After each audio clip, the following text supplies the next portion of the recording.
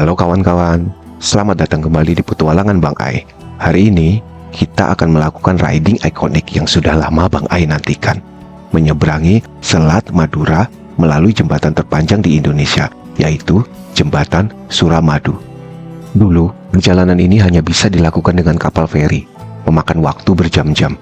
Tapi kini, ada mahakarya teknik sipil yang menghubungkan kedua pulau ini, Jembatan Suramadu. Ini bukan sekedar jalan. Ini adalah simbol persatuan dan percepatan ekonomi. Siapkan helm kalian, kita akan mulai melintasi jembatan terpanjang di Indonesia ini sambil kita kupas tuntas kisah epik di balik pembangunannya. Mari kita gas!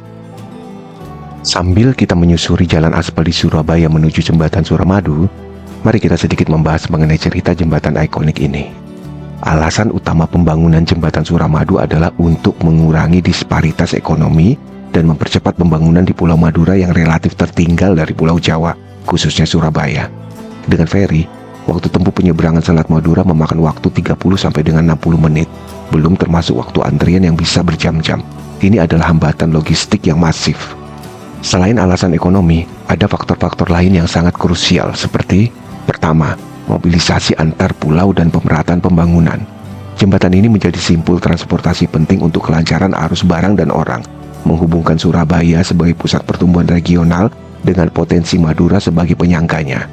Yang kedua, mengatasi ketergantungan pada transportasi laut, mengurangi risiko dan kerentanan cuaca yang sering menghambat penyeberangan feri, menjamin konektivitas 24 jam. Dan ketiga, mengurangi beban dan keramaian Surabaya. Dengan konektivitas yang cepat, diharapkan terjadi pergeseran sentra industri dan permukiman baru ke Bangkalan Madura, yang secara bertahap dapat mengurangi kepadatan dan kemacetan di area Surabaya bagian timur dan utara. Yang keempat, akses sosial dan darurat, mempermudah akses masyarakat Madura terhadap fasilitas sosial seperti pendidikan dan layanan kesehatan di Surabaya, terutama dalam situasi gawat darurat. Jembatan ini adalah jalan menuju pemerataan pembangunan di seluruh wilayah Jawa Timur. Sekarang, mari kita bedah lebih dalam mengenai spesifikasi Jembatan Suramadu. Sebagai salah satu karya infrastruktur terbesar bangsa, Suramadu tentu memiliki rincian teknis yang luar biasa. Perlu kita pahami dulu, Suramadu memiliki panjang total 5.438 meter atau sekitar 5,4 km. Panjang ini menjadikannya jembatan terpanjang di Indonesia dan kedua terpanjang di bumi bagian selatan. Sebuah pencapaian yang patut kita banggakan. Berhubung Mbak menggunakan sepeda motor, sekarang kita mulai masuk ke jalur yang khusus disediakan untuk sepeda motor sebelum memasuki jembatannya. Dengan lebar total 30 meter, jembatan ini mengakomodasi 4 lajur untuk mobil dan dilengkapi dengan lajur darurat.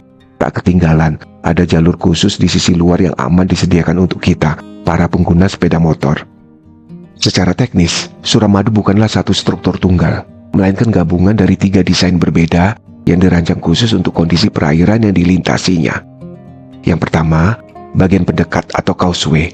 Ini adalah segmen di perairan dangkal, menggunakan struktur balok beton pratekan sepanjang 3.276 meter yang menahan beban dan gelombang di tepi pantai. Yang kedua, jembatan penghubung atau approach bridge. Bagian ini menggunakan box girder beton pratekan dan menjadi transisi menuju bentangan utama. Dan yang ketiga, jembatan utama atau main bridge. Inilah puncaknya. Struktur sepanjang 818 meter ini menggunakan sistem kabel stay atau kabel panjang, sebuah desain yang dipilih karena efisiensi dan kekuatannya untuk melintasi perairan yang dalam. Di bagian jembatan utama inilah kita melihat kehebatan teknis sipilnya. 3 menara utamanya menjulang hingga 140 meter, tinggi yang luar biasa untuk ukuran struktur di tengah lautan. Untuk menjamin kelancaran navigasi internasional di Selat Madura, Jembatan Suramadu dirancang dengan tinggi bebas atau vertical clearance setinggi 35 meter di atas permukaan air laut tertinggi. Angka ini memastikan kapal-kapal besar dan kapal kargo dapat melintas dengan aman di bawah kita. Tak hanya itu, pondasi jembatan ini ditanam sangat dalam. Beberapa tiang pancang mencapai kedalaman hingga 104 meter di bawah dasar laut. Semua spesifikasi ini dirancang agar Suramadu dapat melayani mobilitas kita hingga 100 tahun ke depan. Dengan detail-detail ini, kita bisa melihat bahwa jembatan Suramadu bukan sekedar penghubung, melainkan sebuah infrastruktur strategis yang dibangun dengan presisi dan ambisi yang tinggi. Sekarang, mari kita mundur ke tahun 1980-an. saat ide ini pertama kali dicetuskan oleh Profesor Dr. Sediatmo, Bapak Teknik Sipil Indonesia. Madura, meskipun hanya sepelemparan batu, secara ekonomi terasa sangat jauh dari pusat Jawa Timur. Alasan utama pembangunan sudah sangat jelas, mengurangi disparitas ekonomi. Dengan feri, waktu tempuh penyeberangan bisa lebih dari 3 jam, dan itu belum termasuk antrian. Ini membuat biaya logistik sangat mahal dan menghambat investasi ke Madura. Jembatan Suramadu bertujuan menjadi katalis pembangunan, mengubah wajah Madura dari daerah agraris tradisional menjadi wilayah yang lebih terintegrasi dan industrial. Ini adalah mimpi untuk membangkitkan potensi terbendam Madura. Setelah melalui studi yang panjang, groundbreaking resmi dilakukan pada tanggal 20 Agustus 2003 di era Presiden Megawati Soekarno Putri, dan proyek ini memakan waktu kurang lebih 6 tahun.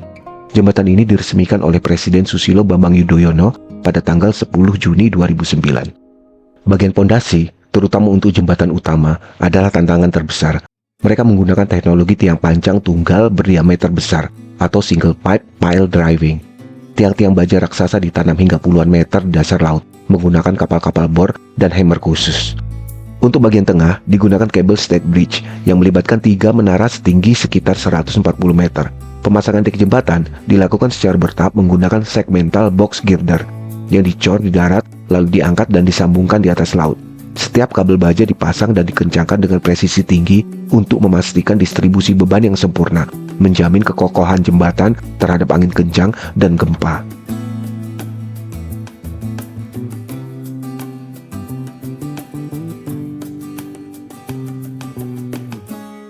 Tidak ada proyek raksasa tanpa tantangan. Hambatan utama datang dari alam. Pembangunan harus dilakukan di tengah Selat Madura yang memiliki arus laut kencang dan terkadang gelombang tinggi. Ini sangat menyulitkan penempatan ponton dan pengeboran tiang panjang. Kondisi cuaca yang tidak menentu sering memaksa penghentian kerja. Kedalaman laut dan kondisi geologis dasar laut yang tidak homogen juga menambah kerumitan.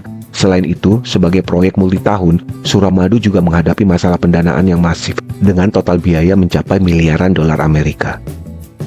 Pengelolaan logistik material dalam skala besar juga menjadi ujian harian bagi tim proyek. Namun, berkat dedikasi dan keahlian ribuan insinyur dan pekerja, semua hambatan itu berhasil diatasi.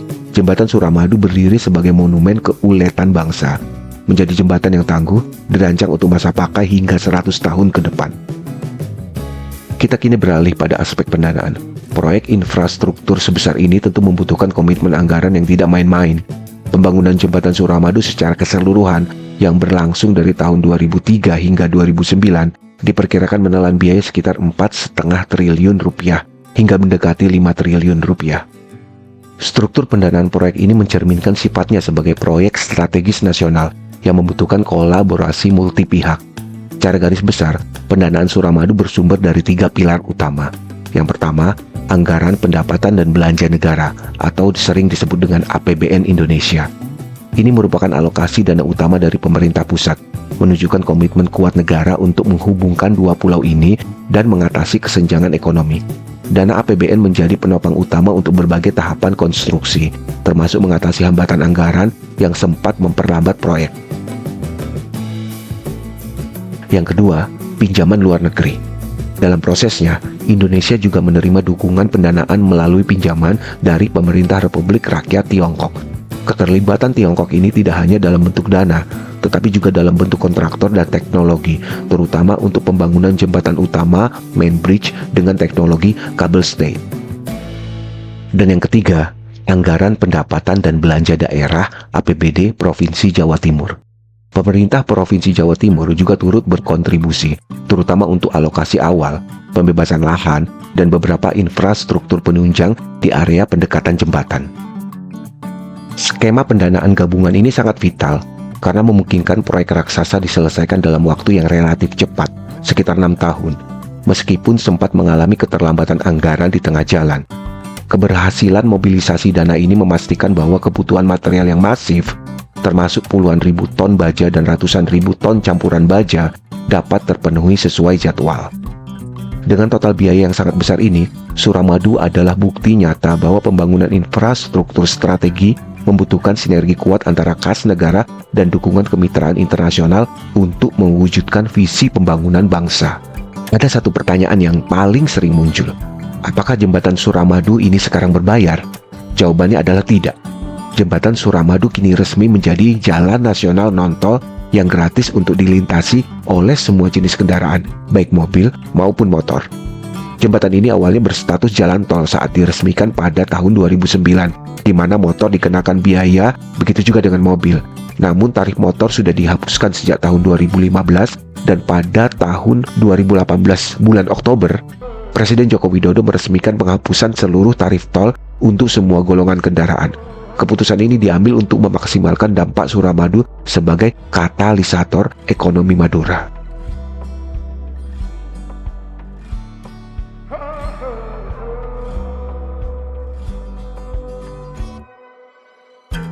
Nah, sekarang kita sudah sampai di Madura.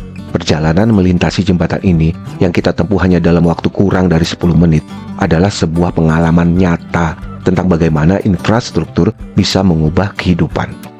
Suramadu bukan hanya beton dan baja. Suramadu adalah harapan, koneksi, dan lonjakan kemajuan. Semoga pembangunan jembatan ini benar-benar membawa kemakmuran bagi masyarakat di kedua sisi. Jadi bagaimana menurut kalian? Komen di bawah. Jangan lupa like, share, dan subscribe untuk petualangan Bang Ai selanjutnya ya. Sampai jumpa.